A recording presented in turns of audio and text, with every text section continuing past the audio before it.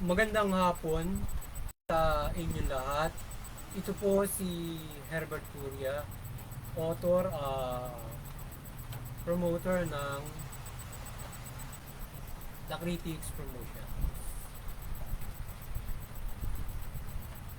Ang ating boses at konstruktibong kritisismo, opinyon, komentaryo at konsultasyon sa linggong ito. Takibat ang ating pananalig sa ating banal na Panginoon Diyos, banal na Panginoon sa Kristo, at babae ng kanyang nagaliban ng Santa Maria, ay hinggil sa issue ng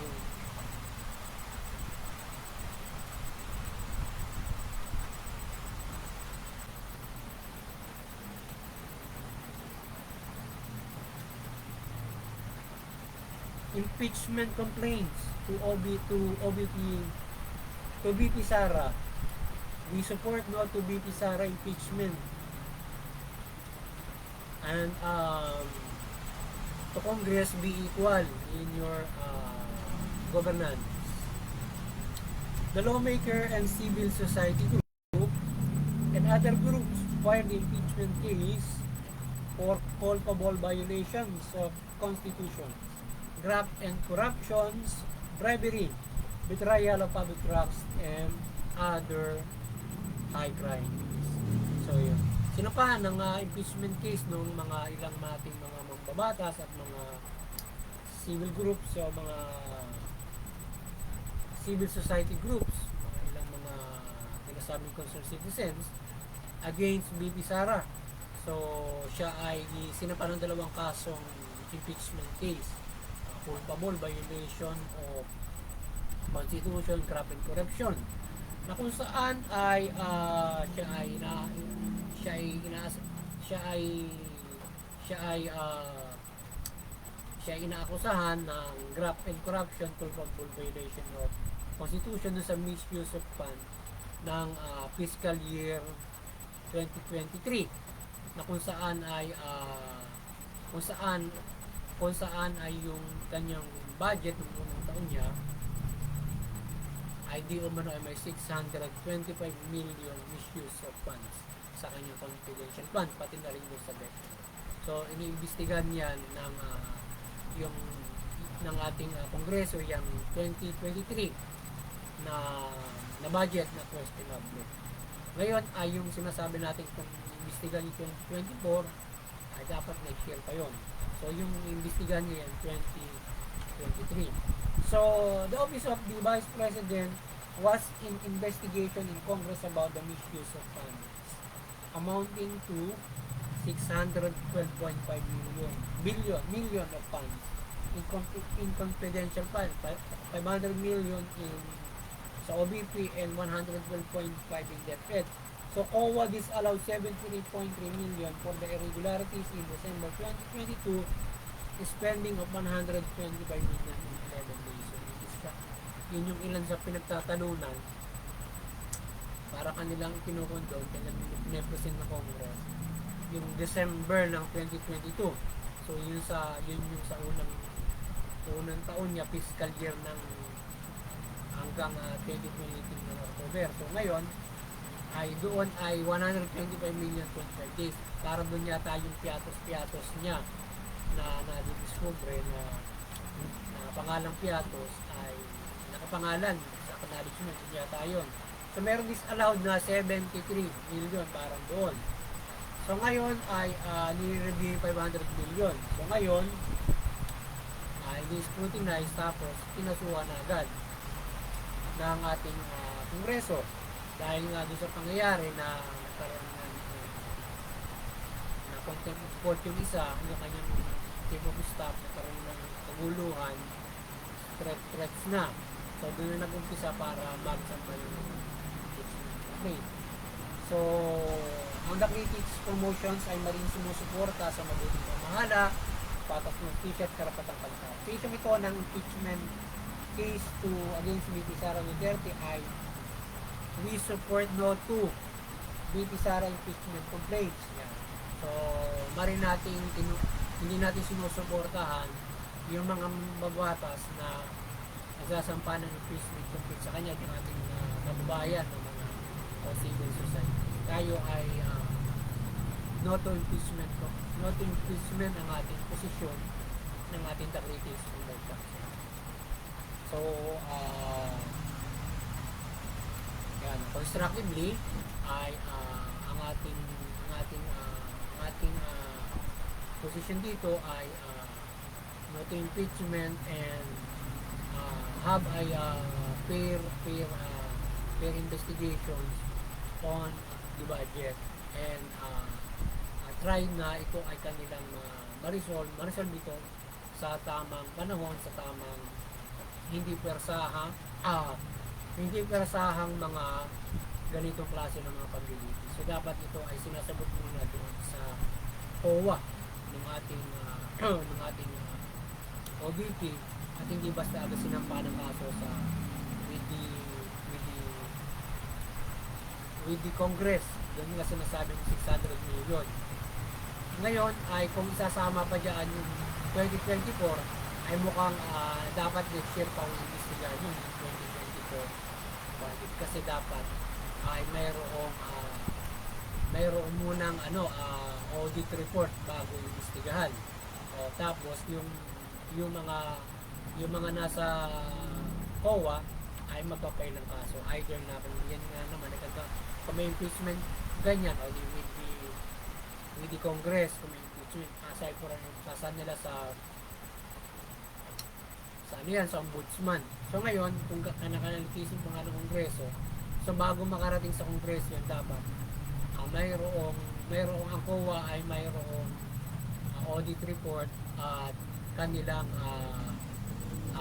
finally ay natuldukan nila na ito ay mayroong mali kung wala talaga maibigay na mga dokumento. So ngayon ay doon na sila magpaparlist ng document sa Kongreso kung talagang ito ay nililisin na ganun. But dapat i-resolve na muna doon sa COA yung bago pa dito sa at hindi muna pinapalalayan. So ngayon hindi naman tayo sangayon maimbestiga yung 2024 dahil dapat next year pa yon.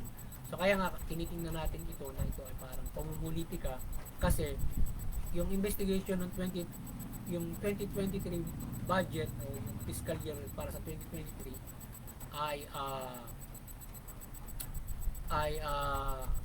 dapat yon ay kung halimbawa dapat yun ay it should be mayroong audit report na at yan ay naimbestigahan na ng mas maaga at hindi sinabay dito sa sinasabi natin na na budget hearing kasi ganun ang ginagawa nila. So yung position natin mananatili tayo na nagsasaboses sa ating Kongreso, hiwalay dapat yun.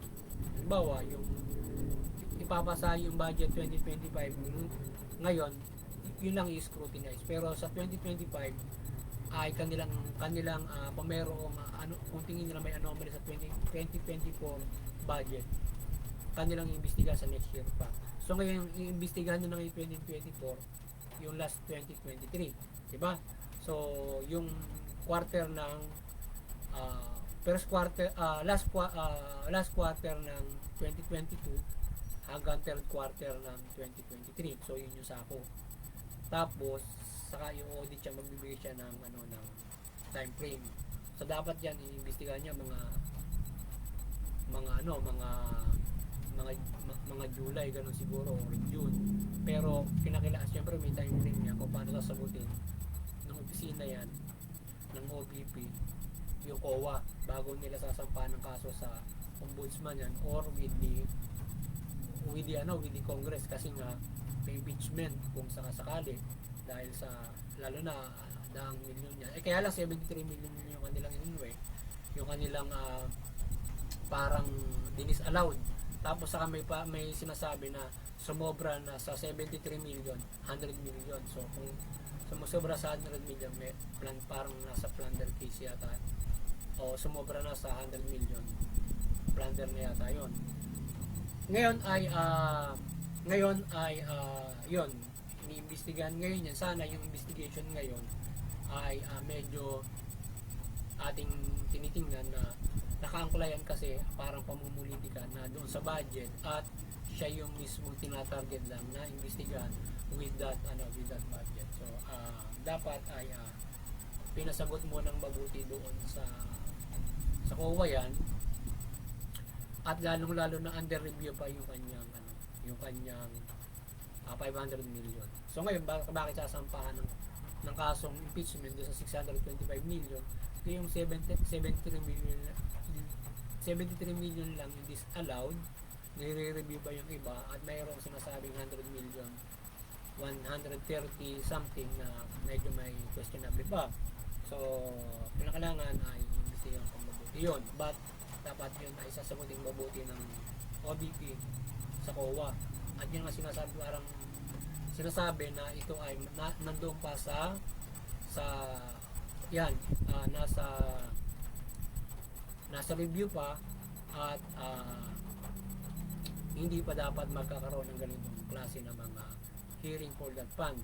So ngayon ay bagamat dapat kung ito ay dapat maimbestigahan na ngayon, ay dapat hindi sinabay sana doon sa budget hearing, kasi dapat magkahiwalay na yun. So ngayon kung yun ay under review, ay talagang mantala yung pag hear noong kung mayroong anong mali. Kasi kung mayroong review at mayroong may bibigay pa silang dokumento, hindi mo na dapat sampahan sa hearing, di ba? So ganun lang kasimple, may politikahan kung gano'n, para minamadali mo at isinabay mo nga doon sa questionable yung nakaraan mo sabihin na natin agad nila. Tapos parang hindi ko masyadong napagtanto kung sinasama yung 2024 na budget. Ngayon, isang position din natin dyan, hindi mo na pwedeng isama yung 2024 budget.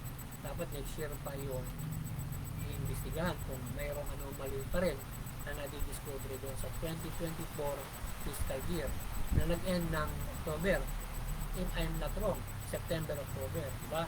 So ngayon, dapat next year pa iimbestigahan yun, kasi bibigyan pa ng audit report yun, pagkatapos next year yung report, meron pang review, diba? Kaya matagal muna bago mo nila iimbestigahan yung sinasabi sabi pwedeng masabi, medyo kaya natin tingin na ganyan. So ngayon ay ang ating opinion at komentaryo at konsultasyon ay hindi natin sinusuporta ng mga nag-ain ng kasong ito, at ang sinusuporta natin ay ang panawagan ng Pangulong Marcos at mga iba't ibang nakikisa ng no to impeachment, Bibisara kagaya ng Iglesia ni Cristo. So sila ay hindi sumasang-ayon din ang sinusuportahan nila sa Pangulong Marcos sa no to impeachment. So ang impeachment complaint na ito sa ating pagtingin ay hindi patas sa pawang pamumulitika kung saan pinag-iinitan na imbestigahan ang Office of the Vice President fiscal year 2022 at 2023 fund para sa ipinapasang pondo para sa 2025. So do sa pinapasang 2025 next year budget, fiscal year September 30 to October 1 ng next year ay dapat yun ay dapat ay hindi agad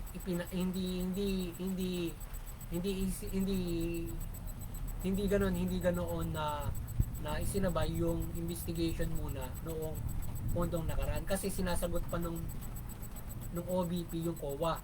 So para sampahan ngayon ay masyado papaano masyadong nakipag-coordinate yung COA sa Congress para maimbestigahan maimbestigahan yung case na yon.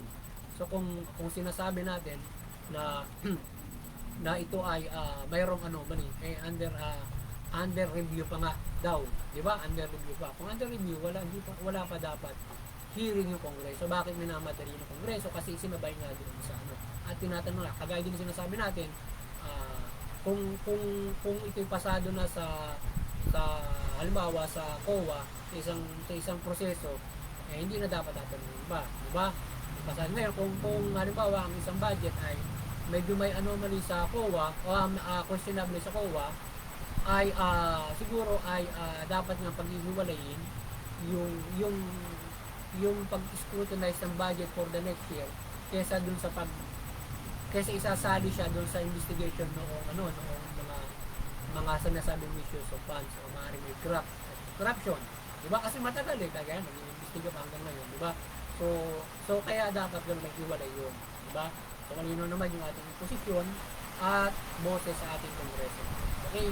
So yung dalawa lang naman yung kanilang iniimbestigahan dyan, 2024 and 2023. So yung 2023, andun yung 625. 2024, wala ko masyado nakita na karang ano nila. Hindi, kung iniimbestigahan nila, dapat detail pa yun. So, ating komento sa ating kongreso ng pagpapasa ng pondo sa kongreso at senado ay hindi muna dapat imbestigahan ng past funds expenditures, kundi pasa muna ang bagong pondo paano-paano. So, yun yung ating posisyon sa inyo bilang boses natin. Ulit-ulit natin sinasaboses yan kasi nga may mga ganyan na imitan, may mga ganyan na politikahan sa pondo, lalong-lalo na may mataas na umiit, binabawasan. Kasi yung dinadahilan nila ay yung mayroong questionable yung iyong questionable ka ng COA, huwag ka muna tataasan. Tapos may sinasabi nila, maaari mag-double-double pa. So dapat, tapusin muna ang audit ng COA bago sampahan nila ng kaso o tapusin muna ang fiscal year sa anumang budget, particular kung 2024. Yung budget bago reklamo ng COA sa anumang ahinsang kinuukulan. Only the Congress kundi sa partner at anumang kasong isasampa sa sino ng official, lalo na may impeachment. So tayo ay hindi against sa investigation kung mayroong mali at dapat talaga yun. Kaya nga tayo ay pro-COA, bilang auditor din. Pero dapat ito nasa sa ayos ko ng politikahan at nasa sa ayos ng proseso natin to see accountability ng bawat mga dapat ang mabalik. Tayo ay kumakamukan yan with program ng accountability at transparency. So dapat makita natin ng transparency nila ng lahat ng opisina in fair investigation and also fair passage of budget para sa kasi talagang pinuputeriya talaga ang opisina nito na increase through that na mahanapan sila ng anumang masisilip para ma-increase or siya ay ma-disable niya yung opisina kaya pagbawas ang pondo or else babanatan siya sa misuse of funds mahanapan ng ganun. Madali na magpakita yung dokumento ng ganun. So sa nangyari investigation ng government accountability panel ay masyado maaga pa ito to investigate possible corruption in misuse of funds sa anumang offices ayon siya ng pamahalaan, particular na intelligence ng accountability fund. Kung halimbawa sa fiscal year ng 2024, ngayon yung 2023, para sa atin ay dapat matagal na nila i-investiga ito at hindi ngayon lang nagpapasa ng budget. So, may remedy to the budget na hinahanap at pinapalala. So, in 2023, kung ito ay under review, hindi mo na dapat i-investigahan. Dapat yan ay sasagutin pa ng OBP doon sa COA kung under review kayo, diba? So, ngayon, hindi mo na dapat mag-ilitan yung kanyang sinasabing questionable ng COA, gayong nire-review pa at pwede pang sagutin yun. Diba? Sinasabay nila doon sa budget hearing. Kalinaw naman, politikahan at hindi ba sa accountability. Kasi kung hanapan mo ng accountability ng opisina ng Office of the Vice President, anim na taong mananatili yan. So malalaman ninyo at mayroong time lapse. Siyempre ang pagbibigay ng ang review, ang pagbibigay ng ng mga dokumento para i-auditan sa opisina, di ba? So maiimbestigahan niyo kung ano mali yan. Ang malaga, hindi na nadidelay yung budget. Medyo na binabanatan nila yung pagbawas ng budget because mayroong questionable doon sa lahat. Pagkatapos, kung anong doble-doble mga sinasabi nila ng mga mga serbisyo. Diba? So, dapat very napaka makatuwiran na dapat mabawasan. Kung ay kakatuwiran, mayroon ko sila, may issues of ban, hindi muna dapat ikatuwiran yung kasi mayroong investigation para dyan. Na ginagawa pa lang ngayon. Diba? So hindi pwede ikatuwiran. At hindi pwede sabay-sabay. Kaya yung katuwiran ibabawas sa kanya ay magkakaparehas, hindi tayo sakay sa katuwiran ngayon, mababaw yun. Kasi ngayon 2 billion ko yung augment mo dun sa malapakalaking budget, napakaliit nun. Ano ba, ang 36 billion, gagawin mo doon sa inflation budget, halimbawa, bibigyan mo tao ng sustento para dun sa inflation, 36 billion. 2 billion, napakaliit nun para i-sustento mo sa tao. Di ba kung siya yung tutulong doon, halimbawa wala yun, ay tutulungan yung tao sa inflation.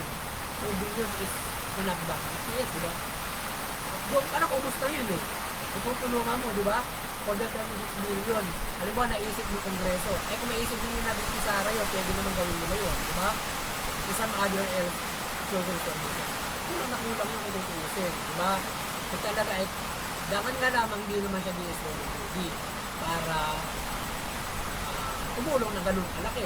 Sa abot na makakaya, noong opisina kayo. Di ba? Yung kanang expenditure nun, yung kanyang operation ng kanyang opisina, malaki na rin agad yun. So, yung kanyang mga uhan, di ba? Yun na lang, halimbawa, intelligence fund or intelligence fund. Kapag tumulong ka, halimbawa, doon sa isang gastusin, sa intelligence ng halimbawa, PNP o national security, pero doon mga pala ng C50 kami, buong bansa, maggagawa ka lang ng sandaang informante mo lang para alagaan mo yung Pilipinas. Eh, magkano na yun? 50,000 each. Yung gastusin nun, araw-araw, sa buwan. Ito, ibig 100,000 yung buwan-buwan. Ang isang tao, 100, magkano na yun? Diba? 100,000, 100. 1 billion, buwan-buwan, diba? Malaki na yun, di ba? More than that pa. Malaking pera yun, ay hindi lang sandang informante sa Luzon pa lang yun. Yung informante mong sanda na yun, di ba all over the Philippines. Kukuha ka ng 1,000 informante mo para gastusan mo. Ngayon, dapat mag-disclose yung informante mo doon sa COA or doon sa dito sa ating kongreso.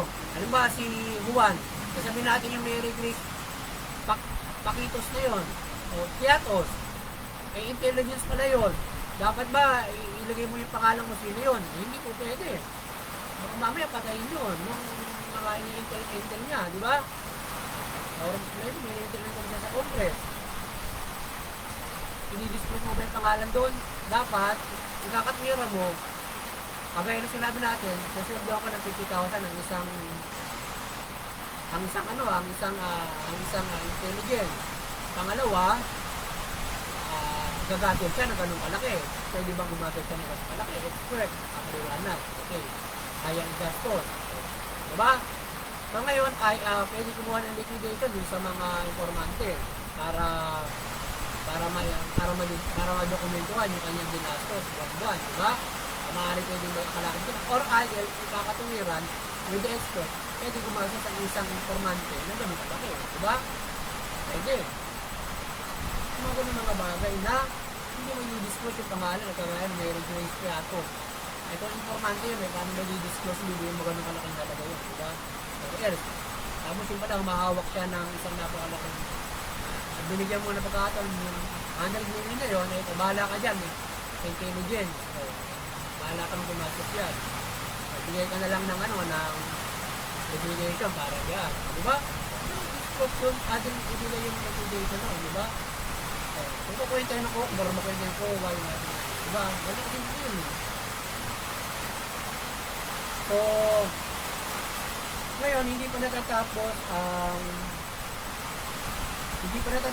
investigations ng panel sa 2020-2023 irregularities ay may reklamo na abang na impeachment case, di ba?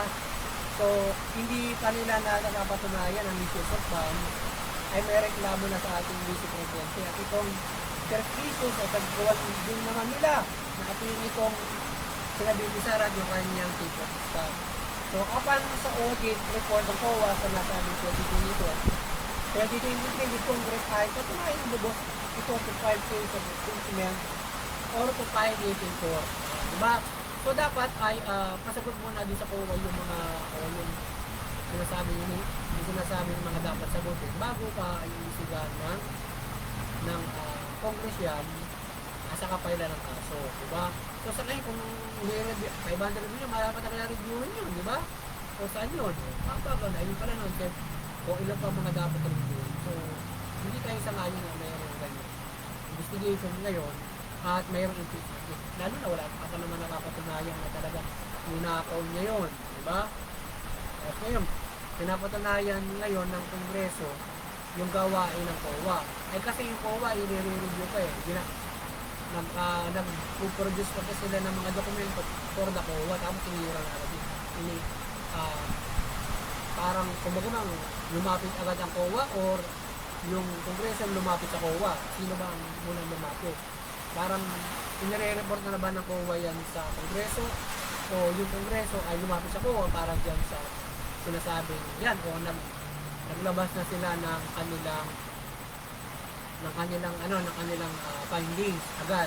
Mayroong ganun questionable o kanilang pinaplagyan o kanilang kinukuha niya. But kung nire-review at sinasagot pa, wala pa munang dapat gawin nire-review para matunayan. Okay? So naway, ang impeachment case nito ay pag-aksya lamang ng panahon at ang papaganda at pampapuli ng mga tatakbo kandidato sa darating na 25 ano natin. So naway hindi gawin sticking ladder at pagpangdadagdag ganda at pagpapakilala ang sitwasyon to be senator again o congressman again. So magpapaira ng pakas na pagpapatupad ng batas at makabubuti sa ating bansa.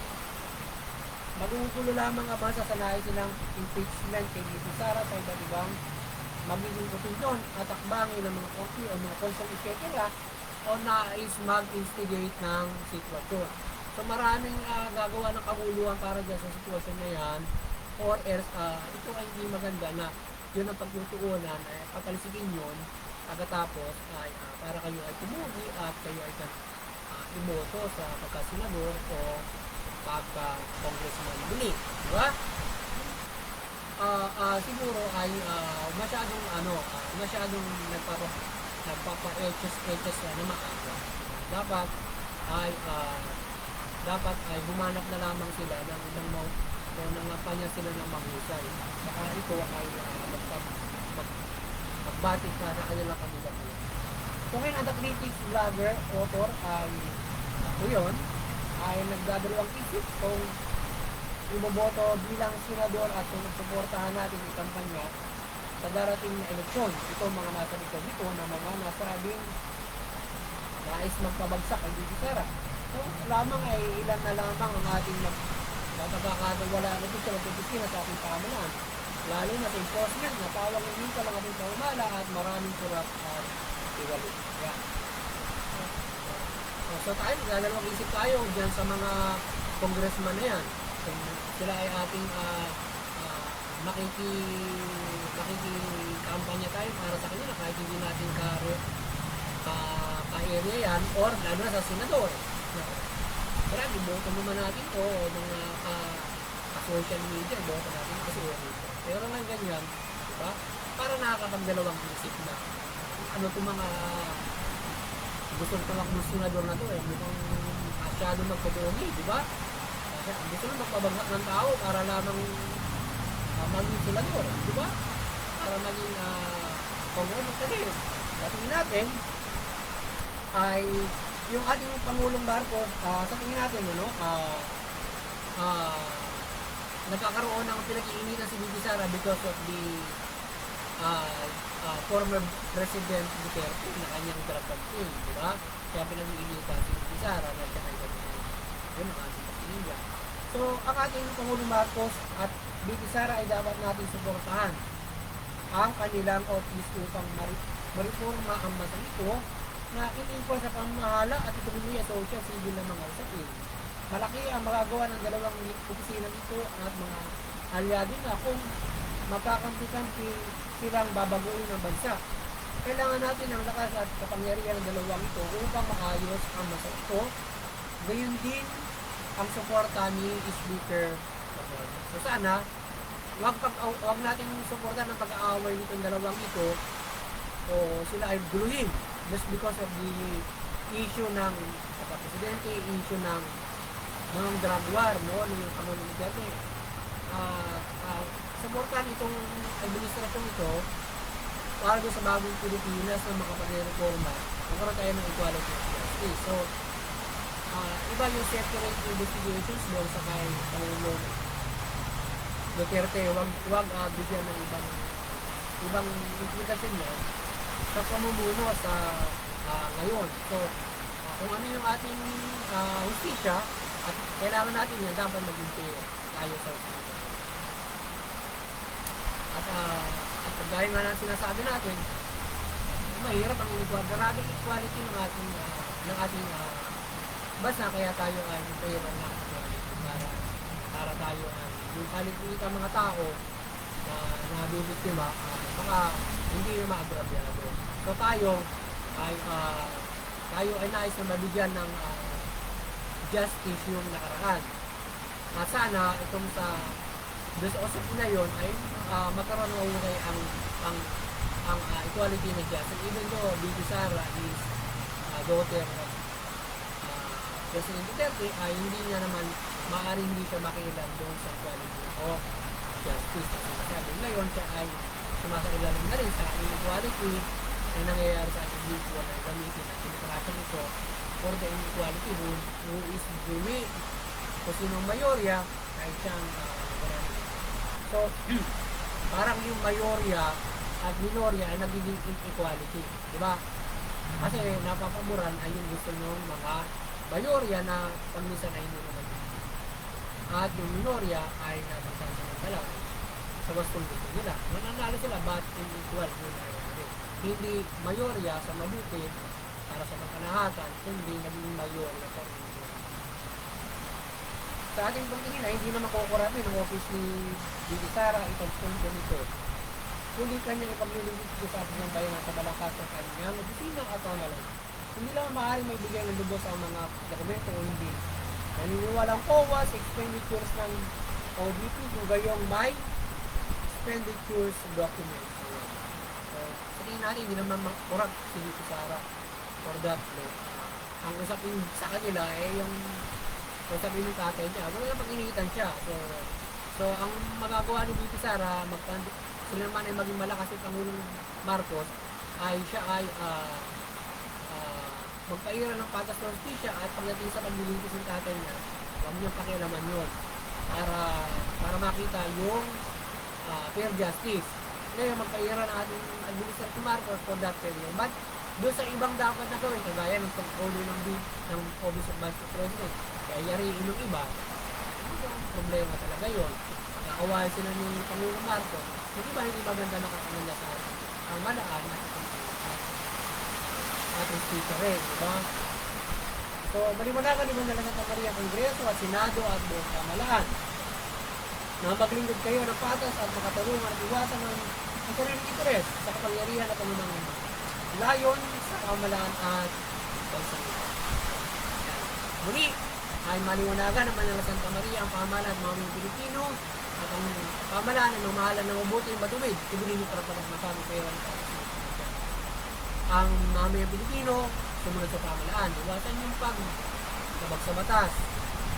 Suporta ng mabuti ng mahala para sa kapataw mga pera ng